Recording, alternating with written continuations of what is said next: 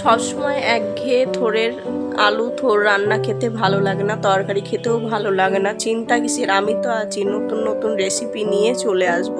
তো আমি আজকে নিয়ে এসেছি থোড়ের রেসিপি, থোড় বাটা করব। তো চলুন দেখে নেওয়া যায় আমি কিভাবে থোড়টা বাটি, কিভাবে এটা ভালো করে সুন্দর করে তৈরি করি। তো ভিডিওটা প্রথম থেকে শেষ পর্যন্ত অবশ্যই দেখবে। এখানে আমি দুটো থোড় নিয়ে নিয়েছি। এই থোড়টাকে আমি এখন কেটে এই যে জলে ধুয়ে নিয়েছি। এবার এটাকে আমি সেদ্ধ করে নেব। এখানে আমি কড়াই বসিয়ে দিয়েছি। এবার এই বাদামগুলো ভেজে নেব। বাদামগুলো ভেজে নেব ভালো করে, একটু কাঁচা বাদাম। বাদামটা আমার ভাজা হয়ে গেছে, এবার নামিয়ে নেব। কড়াইতে দিয়ে দিচ্ছি একটু লবণ আর দিয়ে দিচ্ছি একটু হলুদ। এবার এই জলেতে থোড়গুলো দিয়ে দেবো।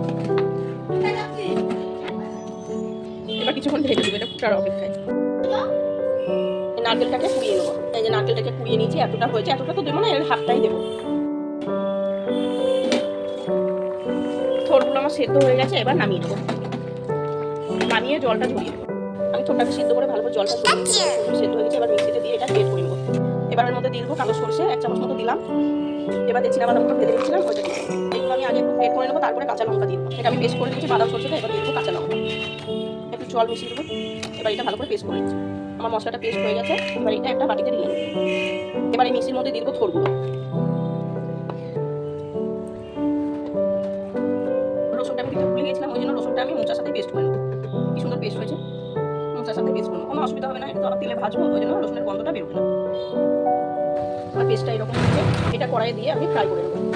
ফ্রাই প্যানটা বসিয়ে দিচ্ছি, দিয়ে দিচ্ছি সরষের তেল, দিয়ে দেবো কালো জিরে, এবার দিয়ে দেবো সরষে বাটা, দিয়ে দেবো একটু হলুদ, স্বাদ মতো একটু লবণ। আমি সেদ্ধতে লবণ দিয়েছিলাম, ওই জন্য অল্প করে লবণটা দিয়ে দিলাম। এটা আমি ভালো করে একটু মিশিয়ে দেবো। এটা থেকে খুব সুন্দর তেলটা ছেড়ে দিয়েছে। এবার আমি থোড় পেস্টটা দিয়ে দেবো। তার আগে দিয়ে দেবো 3টে শুকনো কাঁচা লঙ্কার ভিতরে, কম ঝাল দিয়েছি, একটু এটা একটু ঝাল ঝাল হলে খেতে আরো সুন্দর হবে। এটাকে দিয়ে দেবো, ভালো করে নেড়ে নেবো। এটা খুব ভালো করে মিশিয়ে নেবো। এটা মিশাতে যখন জলটা শুকিয়ে যাবে তখন এটাকে নামিয়ে নেবো। এটা কিন্তু জল থাকার কারণে প্রচন্ড ফুটবে, তাই একটু ঢেকে দিতে হবে জলটা শুকানো পর্যন্ত। জলটা যে শুকিয়ে আসবে তখন ঢাকাটা তুলে নেবো। বাটিতে নিয়ে নিচ্ছি, খুব ভালো করে চটকিয়ে নেবো। চটকিয়ে নিলে এটা অনেকটা সুন্দর একটা আটো ভাব আসবে। ঠিক আছে, আমার জলটা অনেকটা শুকিয়ে গেছে। এবার এটাকে একটু নেড়ে দেবো, তাও অনেকটাই ঠিক খাচ্ছে। এবার এর মধ্যে নারকেল কুড়াটা দিয়ে দেবো। নারকেল কুড়াটা এখন দিলে ভালো করে মিশে যাবে। এটা যা টেস্ট হয় খেতে খুব সুন্দর হয়। এটাকে আর একটু বাড়ানোর জন্য দিয়ে দেবো চিনি। জলটা অনেকটা শুকিয়ে এসেছে, আর একটু শুকিয়ে আসলে এটাকে আমি নামিয়ে দেবো। আমার এটা হয়ে গেছে, এবার নামিয়ে নেব। যারা এই ভর্তাটা এখনো খাওনি তারা চটজলদি একটা থোড় নিয়ে এসে এক্ষুনি এরকম বানিয়ে ফেলো। এরকম ভর্তা থাকলে গরম ভাতে আর কিছুই লাগে না। কখন যে এক থালা ভাত শেষ হয়ে যাবে বুঝতেই পারবে না। তো এইটা অবশ্যই বানাবে বাড়িতে। আর ভালো লাগলে একটা লাইক করবে, কমেন্ট করবে।